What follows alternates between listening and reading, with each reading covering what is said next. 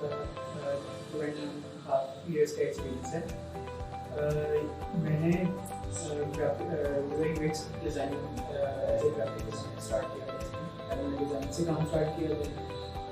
मैंने UX के मैं थोड़ा सा इंटरेस्ट मेरे हुआ, और then मैंने इसकी रिसर्च किया एंड 2.5 years मेरे आप उसमें एक्सपीरियंस हो चुका है। मैंने इस ड्यूरेशन में काफ़ी प्रोडक्ट IT प्रोडक्ट्स के काम किया, जिसमें एप्लीकेशंस और वेब एप्लीकेशंस हैं, उसके अलावा वेबसाइट्स हैं, ई-कॉमर्स वर्ल्ड हैं, तो जिसका एक प्रॉपर यूज़र एक्सपीरियंस उसकी यूज़र इंटरफेस देने में काम किया था।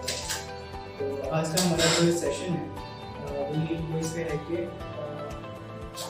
Career development in UI UX, कि कैसे आप UI UX को अपना एज ए करियर लेकर चल सकते हैं, उसमें कैसे ग्रो कर सकते हैं, उसको कैसे सीख सकते हैं। So, हमारे जो आज के पॉइंट्स होंगे जिसके ऊपर हम डिस्कशन करेंगे वो होगा कि UI UX क्या है, व्हाट इज इट्स इम्पोर्टेंट, कि व्हाई इट्स इम्पोर्टेंट, कि UI UX इम्पोर्टेंट क्यों है, इसकी मार्केट में वर्थ क्या है, इसके अलावा वी कैन डू दिस, और फिर करियर डेवलपमेंट कि किस तरह आप इसको सीख सकते हैं, उसको किस तरह जो अपने अप्लाई कर सकते हैं, और किस तरह ग्रो कर सकते हैं। एंड उसके बाद मैं कुछ रिसोर्सेज शेयर करूँगा आपके साथ कि जहाँ से आप UI UX का experience. So what is UX and what is UI? UI UX industry में काफ़ी सारे ऐसे लोग हैं जो UI UX को कंफ्यूज करते हैं कि ये दोनों सेम चीज़ें हैं या उसका एक प्रॉपर आइडिया नहीं होता। मैंने जो अपने एक्सपीरियंस से जो मैं कह सकता हूँ कि ये दोनों पहली बात तो ये कि दोनों सेपरेट चीज़ें हैं। UX क्या होता है? UX होता है कि ये एक डिज़ाइन प्रोसेस है कि जिसके अंदर आपकी जो आपका मेन फोकस होता है वो यूज़र एक्सपीरियंस के ऊपर होता है, कि किस तरह कोई भी आप एप्लीकेशन एक यूज़र जो यूज़ कर रहा होगा या कोई भी प्रोडक्ट एक यूज़र यूज़ कर रहा होगा, तो उसके अंदर उसे क्या उसको यूज़ करने के लिए उसकी नेसेसरी चीज़ें जो हैं क्या उसके अंदर अवेलेबल है, या फंक्शनैलिटीज़ अवेलेबल हैं जो उसकी ज़रूरत है, उसको प्रोडक्ट परचेज करने की ज़रूरत है, क्या उसके अंदर उसको यूज़ करके उसमें क्या वो फीचर्स अवेलेबल हैं कि उसको उसका फ़ायदा भी हो रहा है। एंड देन अब एक प्रोडक्ट डेवलप हो जाता है, तो फिर UI आती है कि अब प्रोडक्ट तो बन गई, उसके अंदर मैंने चीज़ें ऐड कर दी, लेकिन क्या वो मुझे अपीलिंग भी लग रही है, क्या मुझे वो एक भद्दी सी एक शक्ल दे रही है कि जिसका मुझे देखने को दिल नहीं कर रहा, तो एक बैड इंप्रेशन पड़ता है। हम UI के थ्रू उसकी लुक एंड फील को इम्प्रूव करते हैं। तो और ये दोनों डिज़ाइन प्रोसेस है। तो देन अच्छा, इसमें मैंने एक कंपैरिजन इसको फर्दर एक्सप्लेन करने के लिए कंपैरिजन आपको दिखाया, और इसमें ये भी बताऊंगा कि UI किस तरह की हो सकती है, UI UX उसका क्या हो सकता है, और उसमें से अच्छी UI कौन सी और बुरी UI कौन सी। तो फर्स्ट ये हमारे पास UX कंपैरिजन है, जिसमें आप देख सकते हैं कि 10 piece to right. अच्छा, इसमें आप देख सकते हैं कि एक UX कंपैरिजन ये एक वायरफ्रेमिंग की हुई है जो एक UX कहलाता है, यूजर एक्सपीरियंस। इसमें आप देख सकते हैं कि टॉप जो हमारा नेविगेशन बार है इसके अंदर बैक UX की एग्जांपल में देखें, इसमें ऑप्शंस एक्सपेंडेड हैं, लेकिन मोबाइल स्क्रीन के ऊपर जब आप देखें तो अदर ऑप्शंस आपके पास जो नेविगेशनल ऑप्शंस हैं वो एक्सपेंडेड हो, आपका मेन फोकस जो है वो उसकी दूसरे कंपोनेंट्स के ऊपर नहीं जाता, आपका क्योंकि एलिमेंट्स ज़्यादा होने की वजह से आपका फोकस इनके चला जाता है। तो उसको उस यूज़र को क्लैरिटी देने के लिए, उसको क्लीन एनवायरनमेंट देने के लिए हम इसको समराइज करके एक हैमबर्गर मेन्यू में शिफ्ट कर देते हैं, जैसे कि ये है। तो इससे क्या होता है कि यूजेबिलिटी, यूजर का फोकस थोड़ा सा इंक्रीज हो जाता है, यूजेबिलिटी आसान हो जाती है और एक अच्छा UX बन जाता है।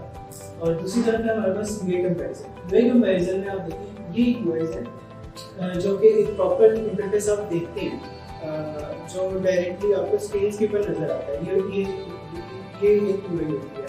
तो इसके अंदर आप देखेंगे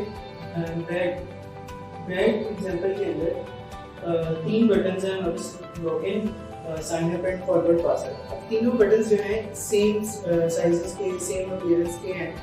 अब इससे क्या होता है कि यूज़र को अपना दिमाग लगा के उसको सोचना पड़ता है कि अच्छा यार, थोड़ा सा अटेंटिव होकर उसको देखना पड़ता है, अच्छा इसमें ये ऑप्शन जो है, इसमें ये टेक्स्ट लिखा हुआ है तो ये है। एकदम से फर्स्ट लुक में उसको डिफरेंशिएट नहीं कर सकता।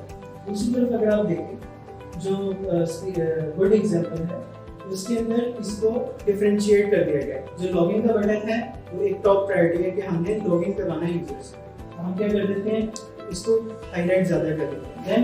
देन अगर वो लॉगिन उसका ऑलरेडी अकाउंट नहीं बना हुआ तो उसको यूज़र को अकाउंट क्रिएट करना है, उसको हमने सेम बटन साइज के अंदर रख के उसको थोड़ा सा डिफरेंशिएट कर दिया ताकि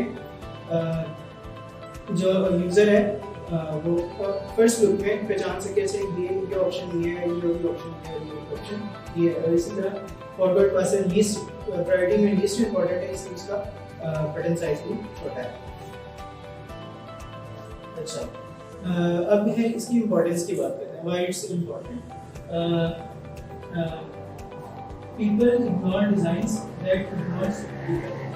अब इसमें ये बिल्कुल ही ऐसी ही बात है कि ऐसी चीज़ कि जो यूज़र मार्केट पर भी प्रोडक्ट हम मार्केट करते हैं तो उसके पीछे वजह ये होती है कि यूज़र इसको परचेज करे, इसको यूज़ करे, उसका फ़ायदा हो और कंपनी को उस प्रोडक्ट के सही करने से कंपनी को फ़ायदा हो। तो अगर एक प्रोडक्ट एक कंपनी 1 साल लगा के एक प्रोडक्ट बनाई है, फिर मार्केट करती है और मार्केट में जाके यूज़र को भी यूज़ करनी नहीं आती या यूज़र नहीं यूजलेस, तो क्या है 1 साल में जो कंपनी ने अपनी निर्भरना यूज़र को फायदा है। तो इस चीज़ से बचने के लिए हमें एक अच्छी प्लानिंग की ज़रूरत है। उस अच्छी प्लानिंग का एक जो उसका प्लानिंग करने की जो प्रोसेस है इन आईटी इंडस्ट्री, उसका हम यूएक्स का नाम देते हैं कि प्रोडक्ट को पहले यूज़र नीड के हिसाब से जज किया जाए, उसमें जो रिसर्च की जाए, प्रॉपर यूज़र का फीडबैक लिया जाए, उसके ऊपर काम किया जाए और फिर उसको कंपाइल करके और उसकी टेस्टिंग करके एक प्रोडक्ट डेवलप की जाए और उसका डिज़ाइन इतना अच्छा रखा जाए कि यूज़र्स हैं वो चाहते हैं वो फीचर्स वो इसमें इंक्लूड किए जाए, जिससे जो कि वाकई में एक यूजफुल प्रोडक्ट बन जाए और उसमें ना कंपनी को नुकसान हो और यूज़र का भी इसमें फ़ायदा हो। और इसमें जैसे मैंने बताया, अच्छा इसमें इनहेंस कस्टमर सेटिस्फैक्शन होती है एक अच्छी प्रोडक्ट की वजह से, जिसकी वजह से आपकी ROI इंक्रीज होती है कंपनी की ऑब्वियसली, और आपकी ऑडियंस को UX पे काम करने से आप अपनी ऑडियंस को पहचानते हैं कि अच्छा जब आप यूज़र टेस्टिंग करते हैं तो ये होता है कि यूज़र से आपको फीडबैक्स मिलते हैं रियल टाइम कि यार आपने प्रोडक्ट बनाई है, मुझे इसमें ये वाला फीचर नहीं चाहिए, मुझे इस चीज़ को समझने में इसके अंडरस्टैंडिंग मुझे मसला आ रहा है। तो आप क्या करते हैं, आप उस यूज़र की उस फीडबैक को लेते हैं और देखते हैं कि क्या बाकी यूज़र्स भी ये चाहते हैं, कहीं वाकई में इसमें मसला आ रहा है, क्या उसकी इम्प्रूवमेंट पे काम करते हैं ताकि यूज़र उस प्रोडक्ट को यूज़ करना ना छोड़े। और फिर ऑब्वियसली अगर हम इस तरह करेंगे तो हमें ये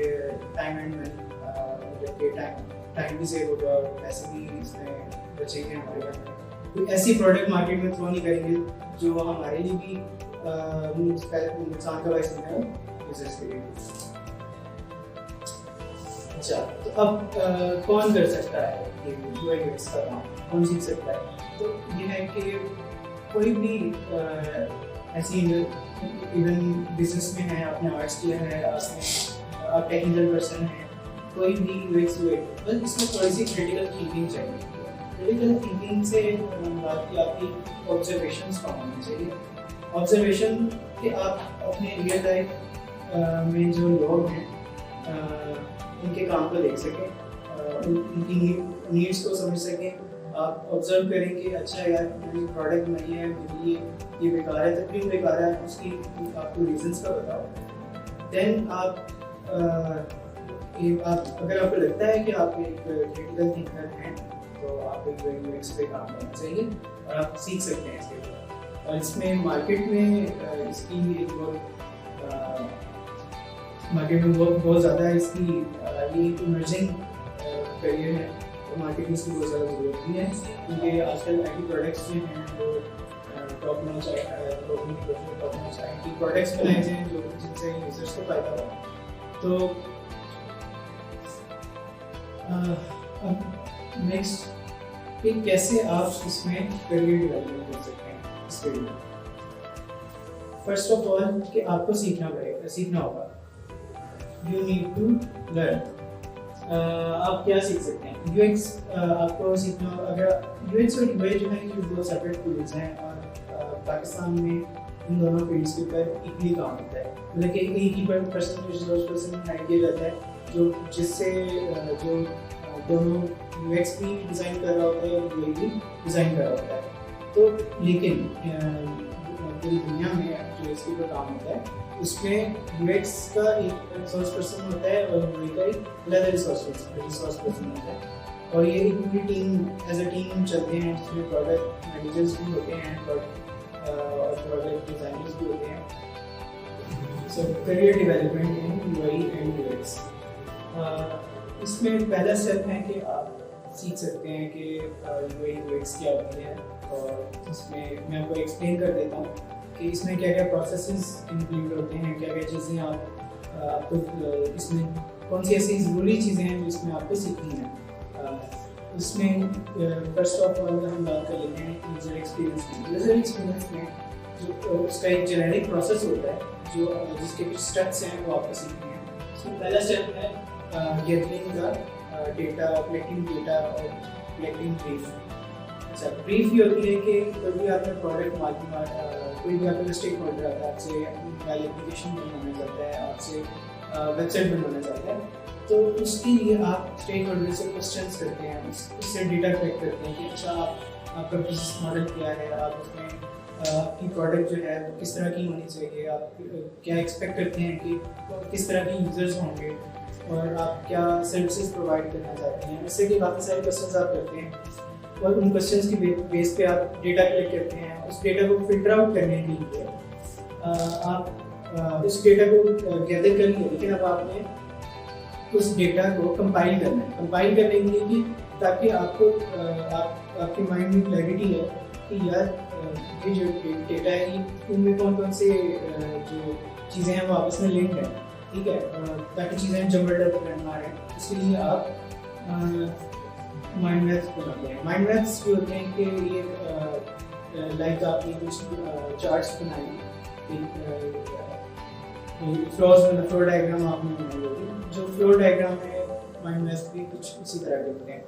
और देन जब आप ये सब कुछ कर लेते हैं फिर आप उस डेटा के ऊपर सर्च करना स्टार्ट करते हैं। आप यूज़र्स से फीडबैक लेना शुरू करते हैं। मतलब सबसे पहले आप यूज़र पर्सोना बनाते हैं कि किस तरह की आपके यूज़र्स हो सकते हैं मार्केट में जो आपके प्रोडक्ट को आप यूज़ करेंगे।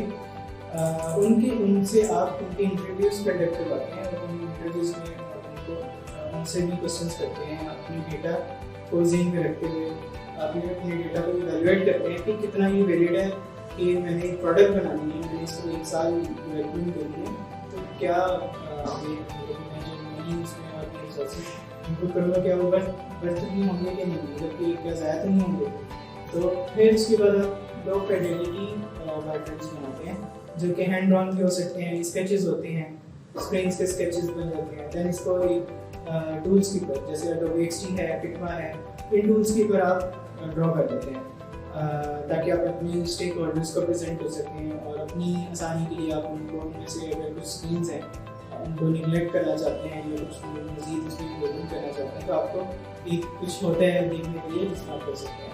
ये एक एक्चुअली यूआई नहीं होती है, ये सिर्फ हैंड ड्रॉन स्केचेस होते हैं। और देन हम बात करते हैं यूज़र इंटरफेसेस की। यूज़र इंटरफेस में पहली जो चीज़ होती है वो होता है डिज़ाइन सिस्टम इम्प्लीमेंट करना। डिज़ाइन सिस्टम होता है कि जिसमें आपके कलर्स आते हैं, आपके ब्रांड की फॉन्ट स्टाइल आता है, इसमें बट कुछ बटन्स की लुक एंड फील आती है कि आपने कुछ सेक्शंस बनाने होते हैं, सेक्शंस इस तरह के होने चाहिए, एक रफ सी एक फील जनरेट करते हैं, कुछ सेक्शंस बनाते हैं, कुछ बटन्स बनाते हैं, तो इसको आप एक प्रॉपर से डिज़ाइन सिस्टम इम्प्लीमेंट करते हैं। और डिज़ाइन सिस्टम इम्प्लीमेंट करने के बाद आप लोग हाई फिडेलिटी पैटर्न्स पे काम करते हैं, जो आपने यूएक्स के अंदर पैटर्न्स बनाए थे, उनके ऊपर अपना डिज़ाइन सिस्टम इम्प्लीमेंट करके आप उनको प्रॉपर स्क्रीन्स जो कि अपीलिंग स्क्रीन्स होती हैं उसकी शक्ल में ले जाते हैं। देन हम जब ये सारा काम हो जाता है हम उसकी प्रोटोटाइपिंग करते हैं, उसमें उसको स्क्रीन्स बन गई हैं, स्क्रीन्स को हम कनेक्ट करवाते हैं, जैसे एक फ्लो बनवाते हैं, जो कि हम कुछ टूल्स हैं जैसे कि Adobe XD है, हमारे सिग्मा है, स्टूडियो है, स्केच है, इनके ऊपर हम ये यूआई बनाकर इनकी वायर फ्रेमिंग करते हैं, इनको स्क्रीन को आपस में कनेक्ट करवाते हैं, बटन्स को स्क्रीन के साथ कनेक्ट करवाते हैं, तो एक आपके पास एक इनिशियल इंटरफेस जनरेट हो जाता है जिसे आप यूज़ करके टेस्ट कर सकते हैं। और ये यूआई यूएक्स इसलिए भी इम्पोर्टेंट है कि ये कम टाइम के अंदर आपके पास एक रियलिस्टिक एप्लीकेशन या रियलिस्टिक प्रोडक्ट आपके पास मिल जाती है, जो कि अगर तो आप उसको टेस्ट करवाना, फिर उसको आप टेस्ट करवाते हैं तो आप उसको जल्दी इवैल्यूएट कर सकते हैं कि क्या ये यूजेबल है भी या नहीं। अच्छा, तो अब आपने सीख ली कि यूएक्स क्या होता है, देन आप आते हैं कि अब आपने अप्लाई करना है, किन कंपनीज में आप अप्लाई कर सकते हैं। कुछ इसमें आईटी कंपनीज हैं, उसके अलावा कुछ ई कॉमर्स प्लेटफॉर्म्स हैं, उनकी वहाँ पे जॉब्स अवेलेबल होती हैं यूएक्स डिज़ाइनर्स की, मोबाइल एप्लीकेशंस और ऑनलाइन बिजनेसेस जो कि अपनी मोबाइल एप्लीकेशंस बनाए जाते हैं, अपनी वेब एप्लीकेशंस बनाए जाते हैं, अपने सिस्टम्स बनवाए जाते हैं और वेबसाइट्स बनाए जाते हैं, तो उन सब के लिए आपको आप सर्विसेज प्रोवाइड कर सकते हैं, जॉब्स अवेलेबल होती हैं मार्केट में। और देन हमारे गेमिंग इंडस्ट्री है, गेमिंग इंडस्ट्री में आप जो है इसमें काफ़ी अच्छा रोल प्ले कर सकते हैं। एक बहुत बड़ी गेमिंग इंडस्ट्री में इन्वेस्ट हो गया तो वहाँ पे यही एक्सपीरियंस डिज़ाइनर्स की डिमांड बहुत ज़्यादा इंक्रीज हो गई। इसमें आप ग्रो कैसे कर सकते हैं?